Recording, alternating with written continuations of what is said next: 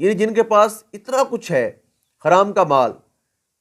جن کے کتے بھی ناز سے پلتے ہیں، ان کو کیا فکر لگے کہ غریب کس طرح گزارا کر رہا ہے، ایک مزدور کس طرح اپنا دن گزار رہا ہے، اس کے اوپر کیا اس وقت فنانشیل کرائسس چل رہے ہیں، اس کو سمجھنے سے ہر کوئی قاصر ہے، کوئی سمجھنے کے لیے تیار نہیں ہے۔ لیکن استقبال تاریخی ہونا چاہیے، 10 لاکھ بندے استقبال پہ ہوں گے۔ وہ پہلے بھی ایک استقبال ہوا تھا جب میاں صاحب اور مریم صفدر واپس آ رہے تھے اور ایئرپورٹ سے ان کو گرفتار کیا گیا تھا پاناما کیس میں۔ اب چونکہ رجیم چینج ہو چکا، NR2 ہو چکا، تو یہی قومی خزانہ ہوگا، یہی سرکاری پروٹوکول ہوگا اور اس چور کی بچی کو پاکستان میں لایا جائے گا۔